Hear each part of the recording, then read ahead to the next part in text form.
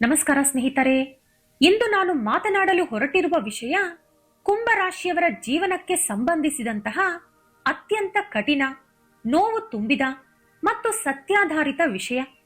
ಈ ವಿಷಯವನ್ನು ಹೇಳಬೇಕು ಅಂದುಕೊಂಡಾಗಲೇ ನನಗೆ ಅಂತರಾತ್ಮದಲ್ಲಿ ಬಹಳ ನೋವು, ಸಂಕೋಚ, ತಳಮಳ ಉಂಟಾಯಿತು. ಕುಂಭರಾಶಿಯವರ ಜೀವನದಲ್ಲಿ ಇಬ್ಬರು ಅತಿ ಅಪಾಯಕಾರಿ, ಕುತಂತ್ರಿ ವಿಧವೆ ಸ್ತ್ರೀಯರ ಪಾತ್ರ ಇದೆ. ಅಂದರೆ ಪೂರ್ವ ಸುಹಾಸಿನಿಯರ ಪಾತ್ರ ಇದೆ. ನಾನು ಕೂಡ ಒಂದು ಹೆಣ್ಣು. ಆದರೂ ಈ ಮಾತುಗಳನ್ನು ಹೇಳಬೇಕಾದ ಪರಿಸ್ಥಿತಿ ಏಕೆ ಬಂತು? ಈ ಪದಗಳನ್ನು ಬಳಸಬೇಕಾದ ಅನಿವಾರ್ಯತೆ ಏನು? ಇವೆಲ್ಲವೂ ನಿಮಗೆ ಈ ವಿಡಿಯೋ ಸಂಪೂರ್ಣವಾಗಿ ನೋಡಿದ ಮೇಲೆ ಮಾತ್ರ ಸ್ಪಷ್ಟವಾಗಿ ಅರ್ಥವಾಗುತ್ತದೆ. ಯಾರಿಗಾದರೂ ನನ್ನ ಮಾತುಗಳಿಂದ ನೋವಾಗಿದ್ದರೆ ದಯವಿಟ್ಟು ಕ್ಷಮಿಸಿ. ಆದರೆ ದಯವಿಟ್ಟು ವಿಡಿಯೋವನ್ನು ಪೂರ್ತಿಯಾಗಿ ನೋಡಿದ ನಂತರ ಮಾತ್ರ ಕಮೆಂಟ್ ಮಾಡಿ. ವಿಡಿಯೋ ಆರಂಭಿಸೋಕ್ಕೂ ಮೊದಲು ಒಂದು ಸಣ್ಣ ವಿನಂತಿ. ಇನ್ನು ನಮ್ಮ ಚಾನೆಲ್ಗೆ ಸಬ್ಸ್ಕ್ರೈಬ್ ಮಾಡದೇ ಇದ್ರೆ ದಯವಿಟ್ಟು ಸಬ್ಸ್ಕ್ರೈಬ್ ಮಾಡಿ. ವಿಡಿಯೋ ನಿಮಗೆ ಇಷ್ಟವಾದರೆ ಲೈಕ್ ಮಾಡೋದನ್ನ ಮರಿಬೇಡಿ. ಕುಂಭರಾಶಿಯ ಜೀವನದಲ್ಲಿ ಆ ಇಬ್ಬರು ಕುತಂತ್ರಿ ವಿಧವೆ ಸ್ತ್ರೀಯರು ಯಾರು? ಮೊದಲೊಂದು ವಿಷಯವನ್ನು ಸ್ಪಷ್ಟವಾಗಿ ಹೇಳಬೇಕು. ನಮ್ಮ ಭಾರತ ದೇಶದಲ್ಲಿ ಪ್ರತಿ ಸ್ತ್ರೀಯನ್ನು ದೇವಿಯಂತೆ ಗೌರವಿಸಬೇಕು. ಪ್ರತಿ ಸ್ತ್ರೀಯಲ್ಲೂ ತಾಯಿಯ ರೂಪವಿದೆ ಎಂದು ನೋಡಬೇಕು. ಪ್ರತಿಯೊಬ್ಬ ಸ್ತ್ರೀಗೂ ಗೌರವ, ಮೌಲ್ಯ, ಸ್ಥಾನ ಇರಬೇಕು. ಸಂಕಷ್ಟದಲ್ಲಿ ಇರುವವರನ್ನು ನಾವು ಇದ್ದೇವೆ ಎಂದು ಧೈರ್ಯ ಕೊಡುವುದು ಮಾನವೀಯತೆ. ಆದರೆ ಒಬ್ಬ ಸ್ತ್ರೀ ಮತ್ತೊಬ್ಬ ಸ್ತ್ರೀಯ ಶತ್ರುವಾಗಿದ್ದಾಳೆ. ಅಲ್ಲಿ ನೋವು, ನಾಶ, ನರಕ ಆರಂಭವಾಗುತ್ತಿದೆ. ನಾನು ವಿಧವೆ ಸ್ತ್ರೀಯರು ಎಂದು ಯಾಕೆ ಹೇಳಿದೆ ಅಂದ್ರೆ, ಇವರ ಕುತಂತ್ರ, ಕಲಹ, ವಿಷಮ ಮಾತುಗಳನ್ನು ಸಹಿಸಲಾರದೆ ಅವರ ಗಂಡಂದಿರು ಬಹಳ ಹಿಂದೆಯೇ ಪ್ರಾಣ ತ್ಯಜಿಸಿದ್ದಾರೆ. ಆದರೂ ಇಲ್ಲಿ ಸ್ಪಷ್ಟವಾಗಿ ಹೇಳಬೇಕು, ವಿಧವೆ ಸ್ತ್ರೀ ಎಂಬ ಪದ ಬಳಸುವುದು ಕೂಡ ತಪ್ಪೆ. ಅವರಿಗೂ ನಾವು ತಪ್ಪದೆ ಗೌರವ ಕೊಡಬೇಕು. ಅವರ ನೋವಿಗೂ ಸಹಾನುಭೂತಿ ಇರಬೇಕು. ಅದೇ ಮಾನವೀಯತೆ. ಆದರೆ ಎಷ್ಟು ಸಹನಶೀಲ ವ್ಯಕ್ತಿಯಾದರೂ, ಎಷ್ಟು ಶಾಂತ ಸ್ವಭಾವದವರಾದರೂ ಕೋಪ ಮಾಡಿಕೊಳ್ಳಬಾರದು ಎಂದು ತೀರ್ಮಾನಿಸಿಕೊಂಡವರಾದರೂ ಇವರ ವರ್ತನೆ ನೋಡಿದರೆ ಕನಿಷ್ಠ 4 ಗೋಡೆಗಳ ಮಧ್ಯೆ ಇವರನ್ನು ಬಯ್ಯಬೇಕನಿಸುತ್ತದೆ. ಈಗ ನಾವು ಕುಂಭರಾಶಿಯವರ ಸ್ವಭಾವವನ್ನು ನೋಡೋಣ. ಕುಂಭರಾಶಿಯವರು ತುಂಬಾ ಒಳ್ಳೆಯವರು, ಶಿಸ್ತಿನವರು, ನಿಯಮ ಪಾಲಿಸುವವರು, ಸಹನಶೀಲರು, ನೋಡಲು ಸುಂದರರು, ಯಾರ ಮನಸ್ಸನ್ನು ನೋಯಿಸದವರು. ಮಾತನಾಡುವಾಗ ತುಂಬಾ ಎಚ್ಚರಿಕೆಯಿಂದ ಆಲೋಚಿಸಿ ಮಾತನಾಡುತ್ತಾರೆ. ನಮ್ಮದು ಅಲ್ಲ ಅನ್ನಿಸಿದ ವಸ್ತು, ವ್ಯಕ್ತಿ, ಕೆಲಸ ಯಾವುದಕ್ಕೂ ಕೈ ಹಾಕಲ್ಲ. ನನ್ನ ಜೀವನವನ್ನು ನಾನು ನೋಡಿಕೊಳ್ಳುತ್ತೇನೆ ಅನ್ನುವುದೇ ಇವರ ಸ್ವಭಾವ. ಇವರಿಗೆ ಕುಟುಂಬದ ಮೇಲೆ ಅಪಾರ ಪ್ರೀತಿ. ಮಕ್ಕಳು, ಗಂಡ ಅಥವಾ ಹೆಂಡತಿ, ಕುಟುಂಬ ಎಲ್ಲರಿಗೂ ಅಪಾರ ಮಹತ್ವ ಕೊಡುತ್ತಾರೆ. ಭವಿಷ್ಯದಲ್ಲಿ ಸಮಸ್ಯೆ ಬರಬಾರದೆಂದು ಸಂಪಾದಿಸಿದ ಪ್ರತಿ ರೂಪಾಯಿಯನ್ನು ಯೋಚಿಸಿ ಹೂಡಿಕೆ ಮಾಡುತ್ತಾರೆ. ಯಾರ ಮುಂದೆಯೂ ಕೈ ಚಾಚೋದಿಲ್ಲ. ನಾವು ಕೊಡುವ ಮಟ್ಟದಲ್ಲಿರಬೇಕು, ಪಡೆಯುವ ಮಟ್ಟದಲ್ಲಿ ಇರಬಾರದು ಅನ್ನೋ ಗಟ್ಟಿತನ ಇವರದು. ಆದರೆ ಕಳೆದ ಕೆಲವು ವರ್ಷಗಳಿಂದ ಕುಂಭ ರಾಶಿಯವರು ಏಳ್ನಾಟ್ ಶನಿ ಪ್ರಭಾವದಿಂದ ಭಾರಿ ಕಷ್ಟ ಅನುಭವಿಸಿದ್ದಾರೆ.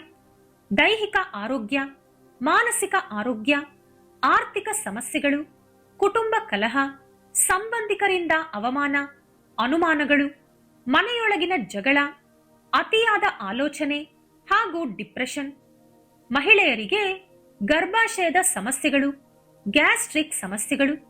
ಪುರುಷರಿಗೆ ತಲೆನೋವು, ಗ್ಯಾಸ್ಟ್ರಿಕ್, ಎಲ್ಲದರಲ್ಲೂ ಅಸಹನೆ. ಶನಿ ದಶೆಯ ಪ್ರಭಾವ 100ರಲ್ಲಿ 80% ಪರಿಣಾಮ ತೋರಿಸಿದೆ. ಆದರೂ ಈ ಎಲ್ಲವನ್ನೂ ಸಹಿಸಿಕೊಂಡು ಕುಂಭರಾಶಿಯವರು ನಿಂತುಕೊಂಡಿದ್ದಾರೆ. ಏಕೆಂದರೆ ಒಳ್ಳೆಯ ಮನಸ್ಸು ಇರುವವರಿಗೆ ದೇವರು ಸದಾ ಜೊತೆಗಿರುತ್ತಾನೆ. 2026ರಿಂದ ಶುಭ ಸಮಯ ಆರಂಭವಾಗಲಿದೆ. 2026ರಲ್ಲಿ ಏಳ್ನಾಟ್ ಶನಿ ಮುಕ್ತಾಯ, ಕಬ್ಬಿಣದ ಸರಪಳಿಗಳಿಂದ ಬಿಡುಗಡೆ, ಅದೃಷ್ಟ ನಿಮ್ಮ ಜೊತೆ ಸೇರುತ್ತದೆ. ಶನಿ ಹೊರಟು ಹೋಗುವಾಗಲೂ ಶುಭವನ್ನು ಕೊಟ್ಟು ಹೋಗುತ್ತಾರೆ. ಈ ಕಠಿಣ ಸಮಯದಲ್ಲೂ ಯಾರಿಗೂ ಅನ್ಯಾಯ ಮಾಡದೆ, ಮೋಸ ಮಾಡದೆ, ಸಾಧ್ಯವಾದಷ್ಟು ಸಹಾಯ ಮಾಡುತ್ತಾ ಹಂತ ಹಂತವಾಗಿ ಮೇಲೆ ಬಂದ ಕುಂಭರಾಶಿಯವರು ಇದ್ದಾರೆ. ಇವರ ಜೀವನ ಶೈಲಿ ಮುಂದಿನ ದಿನಗಳಲ್ಲಿ ಅದ್ಭುತವಾಗಲಿದೆ. ಆದರೆ ನಿಮ್ಮ ಜೀವನದಲ್ಲಿರುವ ಅವರ ಬಗ್ಗೆ, ಅಂದರೆ ನಿಮ್ಮನ್ನು ಟೀಕಿಸುವವರು, ನಿಮ್ಮ ಬೆಳವಣಿಗೆ ಸಹಿಸದವರು, ನಿಮ್ಮ ಚಲನವಲನ ಗಮನಿಸುವವರು, ಎಲ್ಲಿ ಹೋಗ್ತೀಯಾ, ಏನು ಮಾಡ್ತೀಯಾ, ಎಷ್ಟು ಹಣ ಬರುತ್ತದೆ ಎಂದು ಕೇಳುವವರು, ಗೋಡೆಗಳಿಗೂ ಕಿವಿ ಇರುತ್ತದೆ ಎಂಬ ಮಾತನ್ನು ನಿಜ ಮಾಡಿದವರು, ಇವರ ಬಗ್ಗೆ ನೀವು ಯೋಚಿಸಿ ಸಮಯ, ಶಾಂತಿ, ಆರೋಗ್ಯ, ಶಕ್ತಿ ಎಲ್ಲವನ್ನೂ ಕಳೆದುಕೊಂಡಿದ್ದೀರಿ. ಇದರಿಂದ ನಿಮಗೆ 1 ರೂಪಾಯಿ ಲಾಭವಿಲ್ಲ. ಮಾನಸಿಕ ಒತ್ತಡ ಮಾತ್ರ ಭಾರೀ ಸಂಖ್ಯೆಯಲ್ಲಿ ಸಿಗುತ್ತಿದೆ. ನಾಳೆ ನಿಮಗೆ ಆರೋಗ್ಯ ಕೆಟ್ಟರೆ ನಗುವವರೇ ಇರುತ್ತಾರೆ. ಹಣ ಕೊಡುವವರು ಒಬ್ಬರು ಇರುವುದಿಲ್ಲ. ಧೈರ್ಯ ಕೊಡುವವರು ಒಬ್ಬರು ಇರುವುದಿಲ್ಲ. ಹಾಗಾಗಿ ಸ್ವಲ್ಪ ಹುಷಾರಾಗಿರಿ. ವಿಶೇಷವಾಗಿ ಮಹಿಳೆಯರಿಗೆ ಒಂದು ಎಚ್ಚರಿಕೆ. ಅತ್ತೆ ಮತ್ತು ನಾದಿನಿ ಇವರ ಬಗ್ಗೆ ಪ್ರತ್ಯೇಕವಾಗಿ ಹೇಳುತ್ತಿದ್ದೇನೆ. ಒಂದು ಕಣ್ಣಿಗೆ ಬೆಣ್ಣೆ, ಇನ್ನೊಂದು ಕಣ್ಣಿಗೆ ಸುಣ್ಣ. ಈ ಮಾತು ಸುಮ್ಮನೆ ಬಂದಿಲ್ಲ. 4 ಗೋಡೆಗಳ ನಡುವೆ ಇವರು ನಟಿಸುತ್ತಾರೆ. ಅವಶ್ಯಕತೆಗಾಗಿ ಸಿಹಿ ಮಾತನಾಡುತ್ತಾರೆ. ಹೊರಗೆ ನಿಮ್ಮನ್ನು ಸೋಲಿಸಲು ಪ್ಲಾನ್ ಮಾಡ್ತಾರೆ. 4 ಗೋಡೆಗಳ ಮಧ್ಯೆ ಏನು ಹೇಳಿದರೂ ಪರವಾಗಿಲ್ಲ. ಆದರೆ 4 ಜನರ ಮುಂದೆ ನಮ್ಮ ಮೌಲ್ಯ ಕಾಪಾಡುವವರೇ ನಮ್ಮವರು. ಈ ನಾದಿನಿ ಹಾಗೂ ಅತ್ತೆ ಕಾರಣದಿಂದ ನೀವು ಮದುವೆಯಾದ ದಿನದಿಂದಲೂ ನರಕ ಅನುಭವಿಸುತ್ತಿದ್ದೀರಿ. ಗರ್ಭಿಣಿ ಸ್ತ್ರೀ ಅಂದರೆ ದೇವಾಲಯದಲ್ಲಿರುವ ದೇವತೆಗೆ ಸಮಾನ. ಆ ಸಮಯದಲ್ಲಿ ಸ್ವಲ್ಪ ಸಹಾಯ, ಸ್ವಲ್ಪ ಕಾಳಜಿ, ಸ್ವಲ್ಪ ಪ್ರೀತಿ ಕೊಡಬೇಕು. ಅದು ಮಹಿಳೆಗೆ ಮಾತ್ರ ಗೊತ್ತಾಗುವಂತ ನೋವು. ಆದರೂ ನಿಮಗೆ ಅವಮಾನ, ಬೆರಳು ತೋರಿಸಿ ಮಾತನಾಡುವುದು, ತಪ್ಪಿಲ್ಲದಿದ್ದರೂ ತಲೆ ಬಾಗಿಸುವ ಪರಿಸ್ಥಿತಿ ಬಂದಿದೆ. ಈ ನೋವನ್ನು ಅನುಭವಿಸಿದವರಿಗಷ್ಟೇ ಅದರ ತೀವ್ರತೆ ಗೊತ್ತು. ಕುಂಭರಾಶಿಯ ಮಹಿಳೆಯರಲ್ಲಿ 95% ಜನ ಈ ನರಕ ಅನುಭವಿಸಿದ್ದಾರೆ. ಉಳಿದ 5% ಜನ ಮಾತ್ರ ಬೆಂಬಲ ಕೊಡುವ ಅತ್ತೆ ಮಾವ, ಬೆಂಬಲ ಕೊಡುವ ತಂದೆ ತಾಯಿ, ಒಳ್ಳೆಯ ಕುಟುಂಬ ಪಡೆದಂತಹ ಅದೃಷ್ಟವಂತರು. ಇದು ಸತ್ಯ ಅಂದರೆ ಕೆಳಗೆ ಹೌದು ಸಿಸ್ಟರ್ ಅಂತ ಕಮೆಂಟ್ ಮಾಡಿ. ಕೊನೆಯದಾಗಿ ಒಂದು ದೊಡ್ಡ ಎಚ್ಚರಿಕೆ.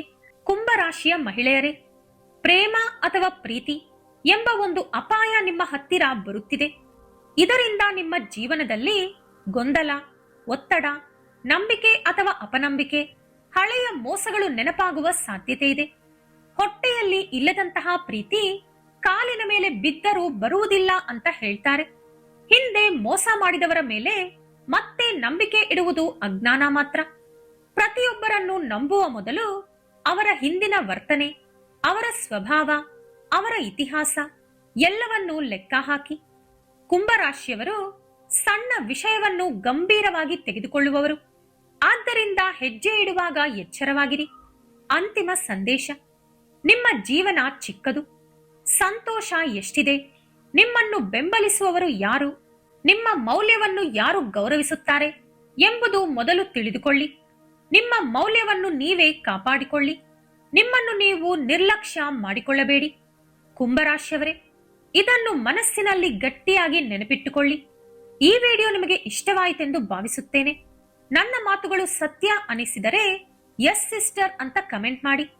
ನಿಮ್ಮ ಜೀವನ ಸಂಪೂರ್ಣ ಸಂತೋಷವಾಗಿದ್ದರೆ my life is happy, no problem sister ಅಂತ ಬರೆಯಿರಿ.